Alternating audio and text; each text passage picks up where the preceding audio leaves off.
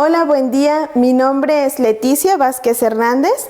Soy misionera apóstol de la palabra. Soy originaria de Jalisco, de Zapotlanejo para ser más exacta. El día de hoy compartiré con ustedes el tema interpretación de la Biblia, que se encuentra aquí en este librito que se llama La Respuesta está en las Escrituras. Es escrito por nuestro fundador, el padre Amatuli Flaviano Valente. Muy bien, la Biblia. La Biblia es un libro muy antiguo, escrito a lo largo de miles de años, en el cual intervienen personas, muchísimas personas, con distintas culturas, con distintas costumbres, y es el fruto representativo de una fe, de un pueblo creyente. Por eso, para poder dar una interpretación correcta a la Biblia, hay que estar en sintonía con la iglesia que Cristo fundó, de donde sale la Biblia. ¿Qué se necesita para interpretar la Biblia? Son 6 puntitos muy claros. El primero, el texto. Nosotros, para poder entender un texto, hay que estudiarlo. Hay que ver si se trata de un lenguaje poético, un texto histórico. ¿De qué se trata? Ver claramente el texto. En segundo, el contexto. ¿Qué es el contexto? Lo que viene antes y después.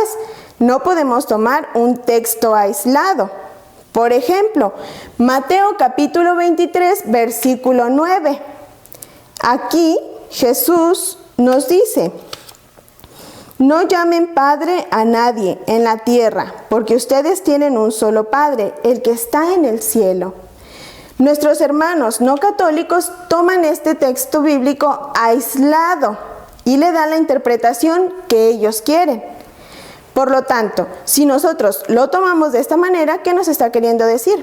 Que no podemos llamar Padre a quienes nos dieron la vida, ni tampoco podemos llamar maestros a quienes nos enseñan, ni jefes a quienes nos dan trabajo, que no es la interpretación correcta. Si nosotros vemos el contexto, que es un versículo antes, un versículo después o 2 versículos después, nos damos cuenta que lo que Jesús hace es exhortar a los fariseos, corregirlos en el aspecto de no buscar vanagloriarse a través de títulos, a través de cosas humanas, ¿verdad? Sino que seamos humildes. Por eso termina diciendo: el que quiera ser grande será humillado, y el que se humille será enaltecido.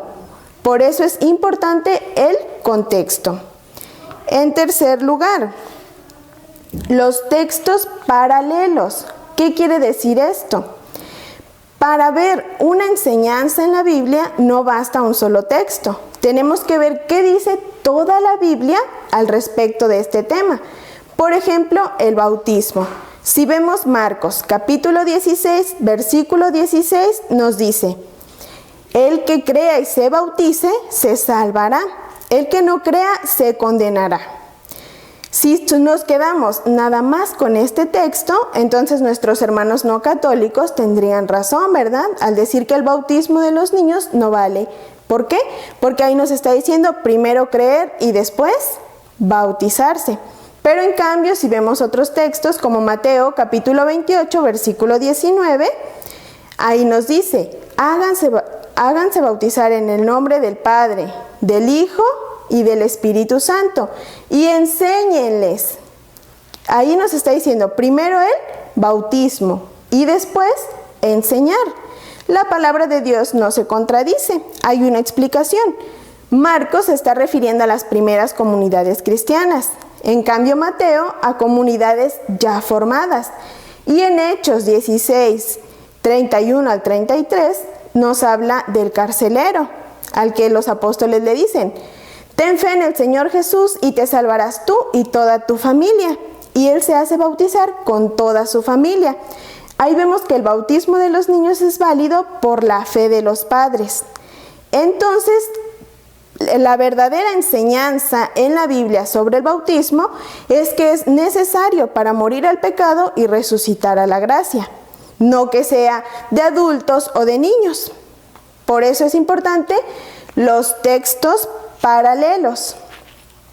La analogía de la fe. Siendo Dios el autor de toda la Biblia, no se puede contradecir una verdad que se encuentra en la Biblia. Por ejemplo, ahí encontramos, Dios quiere que todos los hombres se salven. Por lo tanto, no es válida la predestinación.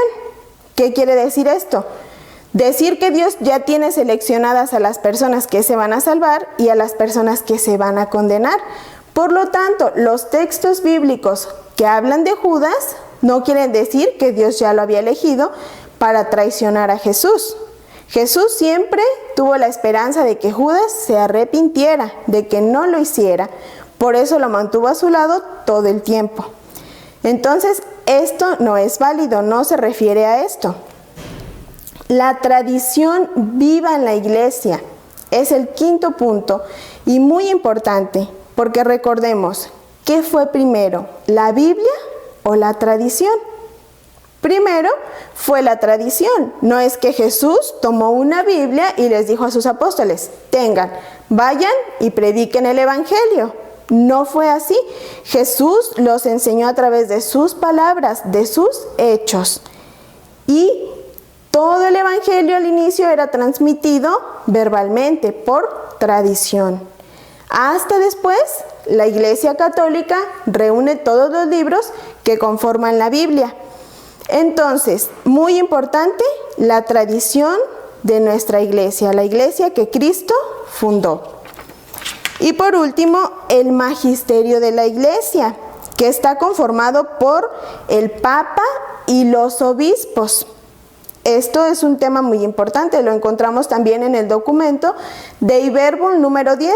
Dice, el oficio de interpretar auténticamente la palabra de Dios escrita o transmitida ha sido confiado únicamente al magisterio vivo de la Iglesia, cuya autoridad se ejerce en el nombre de Jesucristo. ¿Qué opinan nuestros hermanos no católicos acerca de estos 6 puntos? Pues sencillamente no los toman en cuenta. Por eso cada quien toma la Biblia, la interpreta a su manera y va y forma su organización. Por eso nosotros tenemos en cuenta estos 6 puntos como Iglesia Católica para interpretar la Biblia correctamente.